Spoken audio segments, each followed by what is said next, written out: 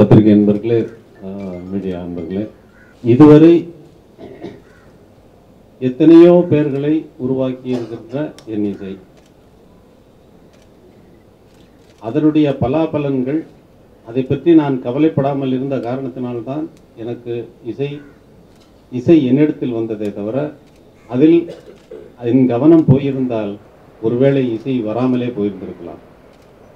ஆனால் ஒரு நியாயமான முறையிலே எவனோ ஒருவன் தெருவிலே போய் கொண்டிருந்தவன், பசிக்கிறது, எனக்கு சாப்பிடுவதற்கு கூட கையில் காசு இல்லை, என்னுடைய மனைவி கூட என்னை மதிக்க மாட்டேன் என்கிறாள், விவாகரத்து வரைக்கும் போய்விட்டது, என்னை நீங்கள் எப்படியாவது காப்பாற்ற வேண்டும் என்ற நேரத்தில் இதை எடுத்துக்கொண்டு என்று கொடுத்த நேரத்தில் கொடுத்ததை வைத்து கொண்டு, அதே போல்தான் எக்கோ கம்பெனி 3ஆம் பிறை படத்திலிருந்து ஆரம்பிக்கப்பட்டது. அந்த கம்பெனியை ஆரம்பித்ததே நான் தான். எக்கோ என்ற பெயரை வைத்தவர் பாலு மகேந்திரா. இந்த கம்பெனிக்கு ஒரு பெயர் சொல்லுது. கம்பெனியை ஆரம்பித்தவன் என்னுடைய வகுப்பு தோழர். இந்த கம்பெனியை ஆரம்பித்ததன் காரணம், அதுவரை நான் இசையமைத்த பாடல்கள் எல்லாம் பட்டி தொட்டிகள் அல்லது எந்த ரேடியோவாக இருந்தாலும் அதிலே பிரபலமாக பாடிக்கொண்டிருந்த நேரத்திலே கொலம்பியா கம்பெனி தான் அந்த பாடல்களை விநியோகஸ்தர்களாக, ரெக்கார்ட் கம்பெனி மட்டும்தான் இருக்குது. அப்போ கேசட்டெல்லாம் வரல. பட்டி தொட்டிகள் எல்லாம் கேட்டுக்கொண்டிருக்கும். எவ்வளவு ராயல்ட்டி கொடுக்கிறார்கள் என்றால், அவர்கள் இன்பிட்வீன் பீரியடில் வந்து வரவே மாட்டாங்க, ராயல்ட்டியை எடுத்துக்கொண்டு வரமாட்டார்கள். ஒரு கம்பெனி, இப்போது அன்னக்கிளி கம்பெனி படம் எல்லாம் ஃபுல்லாக கம்ப்ளீட்டாக ஒரு அந்த பீரியடில் வேறு எந்த படத்தினுடைய பாடல்களுமே கேட்கவில்லை, எங்குமே கேட்கப்படவில்லை. எம்ஜிஆர் படம் இருந்தது, சிவாஜி படம் இருந்தது, இன்னும் ஜெய்சங்கர் படம், மற்ற ரவிச்சந்திரன் படம், நிறைய படங்கள் ரிலீஸ் ஆகியிருந்தாலும் கூட பாடல்கள் வந்து பாப்புலரானது வந்து எந்த பாடல்களுமே எங்கேயுமே கேட்கப்படவில்லை. அப்படிப்பட்ட ஒரு பாடலுக்கு ரெக்கார்டிங் ராயல்ட்டி ப்ரொடியூசருக்கு கொடுக்க வேண்டியது, அக்ரிமெண்ட்டுங்கிறது வந்து 5 வருஷம் தான். அந்த நேரத்தில் அந்த நேரத்தில் இல்லை, எந்த ஆடியோ கம்பெனியினுடைய அக்ரிமெண்ட்டும் 5 வருஷத்துக்கு மேலே அவங்க ரினியூவல் பண்ணணும். ரினியூவல் பண்ணலைன்னா அது செல்லாத அக்ரிமெண்ட்டை வச்சுக்கிட்டு அடித்து விற்றுட்டு வராங்க. இப்போ இந்த அன்னக்கிளி படம் பாப்புலர் ஆனதுக்கப்புறம் இந்த அன்னக்கிளி ப்ரொடியூசர் வேறு ஏதாவது பூஜை போடுறாருன்னா, அந்த பூஜைக்கு ஒரு 10,000 ரூபாய் செக்கை எடுத்து கொண்டு வந்து, கண்ணன் என்பவர் தான் இந்த கொலம்பியா கம்பெனியில் இருந்தால், அவர் கொண்டு வந்து ப்ரொடியூசர் கையில் கொடுத்துட்டு அடுத்த படத்தினுடைய கான்ட்ராக்டில் சைன் வாங்குவார். ஏன்னா அந்த படத்துக்கு அட்வான்ஸ் கொடுக்குற மாதிரி ஒரு எண்ணத்தை அவருக்கு தோற்றுவிக்க வேண்டும். ஸோ இந்த மாதிரியே போயிட்டு இருந்தது. எனக்கு ஒரு வகையிலும் திருப்தி இல்லை. எவ்வளவு ராயல்ட்டி கொடுத்தாங்கன்னு கேட்பேன். எனக்கு சம்பளம் ரொம்ப கம்மி தான், 5,000 ரூபாய் வாங்கிட்டு இருந்தேன். 5,000 ரூபாய் கொடுப்பாங்க, வாங்கிக்கிட்டு இருந்தேன். இல்லை, என்ன கொடுத்தாங்களோ அதை வாங்கிட்டு இருந்தேன். நான் வேலை செய்யணும், அவ்வளோதான். இளமை ஊஞ்சல் ஆடுகிறது படம் வந்தது.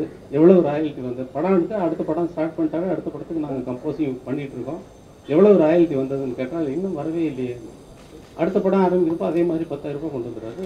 பார்த்து எனக்கு ரொம்ப கஷ்டமாக இருக்குது, ராயல்ட்டி வரமாட்டேங்குதுன்னு சொல்லிட்டு அப்புறம் வந்து ப்ரொடியூசரோட நான் என்ன சொன்னாலும் ப்ரொடியூசர் செய்வதற்கு தயாராக இருந்த காரணத்தால் என்னுடைய வகுப்பு தோழனை வைத்து எக்கோ என்ற கம்பெனியை ஆரம்பித்து ப்ரொடியூசர்களுக்கு ராயல்ட்டி போய் சேர வேண்டும் என்ற நோக்கத்திற்காக ஆரம்பிக்கப்பட்டது. அது மட்டும் ஞாபகம்.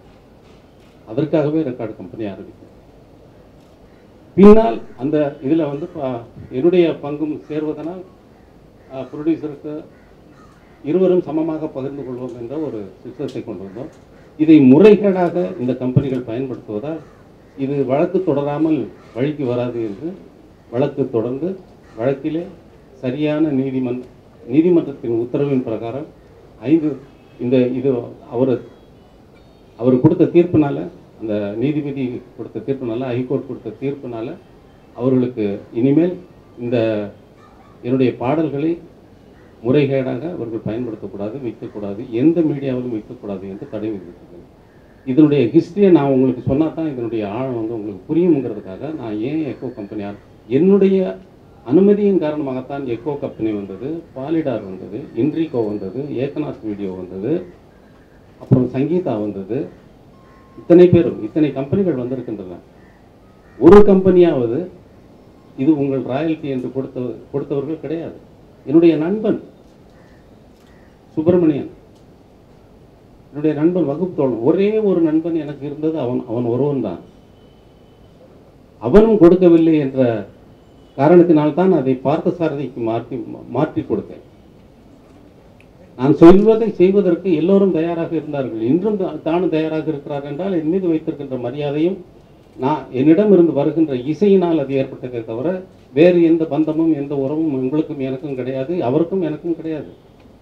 ஸோ நியாயத்தின் பிரகாரம் போய் கொண்டிருக்கிற நேரத்தில் இந்த மாதிரி தடைகள் வந்து என்னை வழக்கு போட வைத்து, இதற்கெல்லாம் நான் லாயக்கானவனா? வழக்கெல்லாம் போய் கோர்ட்டில் இருந்ததுக்கு நான் லாயக்கானவனா? ரொம்ப தமாஷா இல்லை அது. ஸோ நேற்று நீதிமன்றம் தீர்ப்பு வழங்கியிருக்கிறது. இன்று உங்களை சந்தித்து இந்த தகவலை சொல்லி எல்லோரையும் எச்சரிக்கைப்படுத்த வேண்டும் என்று உங்களை கேட்டுக்கொள்கிறேன். நன்றி. வணக்கம். ஊடக நண்பர்களே, இசைஞானி பக்கத்தில் இருக்கும்போது எனக்கு என்ன பேசுறதுன்னு தெரியல. திரையுலகத்துக்கு கிடைத்த ஒரு பெரிய வரப்பிரசாதம். கிட்டத்தட்ட 1001 படங்கள் இசையமைத்து எந்த சூழலிலும் ஒரு பாடலை இன்னொரு பாடல் படராமல், ஷேடோ தவறாமல் அள்ளி ஒரு பெரிய அட்சய பாத்திரம் அமுது சுரபியாக இசையூட்டை நாளும் நாளும் இசை உலகிற்கு, இந்த அகிலத்திற்கு படைத்திருக்கக்கூடிய செம்மல், இசை செம்மல். அவருடைய பாடல்கள் உழைப்பை பல்வேறு வகையான வகையில் தவறான முறையில் பயன்படுத்தக்கூடிய ஒரு சூழலில் அப்படிப்பட்ட ஒரு தவறான திருட்டை தடை செய்வதற்கு உயர்நீதிமன்றத்தில் நிரந்தர தடையை வாங்கியிருக்கிறார்கள். இது தயாரிப்பாளர்களுக்கு அவர் கொடுக்கப்பட்டிருக்கிறது. அப்படிப்பட்ட ஒரு சூழலில் இது ஒட்டுமொத்த தயாரிப்பாளர்களுக்கும் இசையமைத்த அந்த இசைஞானியாருக்கும் போய் சேர வேண்டியதை யார் யாரோ பயன்படுத்தி உயர்வடைகிறார்கள். இது இந்த தொழிலுக்கு, இந்த திரையுலகத்திற்கு, இந்த திரைத்துறை சம்பந்தப்பட்டவர்களுக்கு போய் சேர வேண்டும் என்ற ஒரே நோக்கத்திற்காகத்தான் இன்று உங்களை சந்திக்கிறார். நிறைய டவுன்லோட்ஸ் இருக்கு.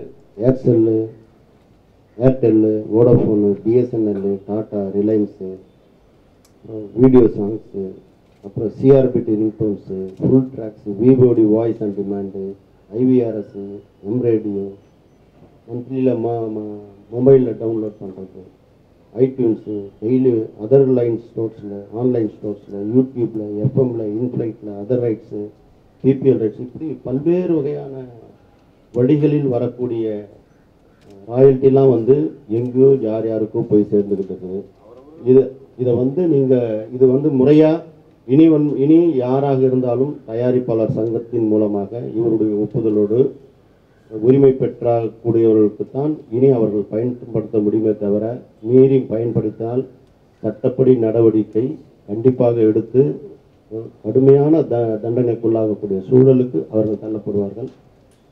அப்படிப்பட்ட ஒரு காலகட்டத்திலே இன்று சட்டம் மிக சிறப்பாக நடந்து கொண்டிருக்கிறது. இன்றிலிருந்து ஆடியோ சிடி யாருக்குமே உரிமை கிடையாது.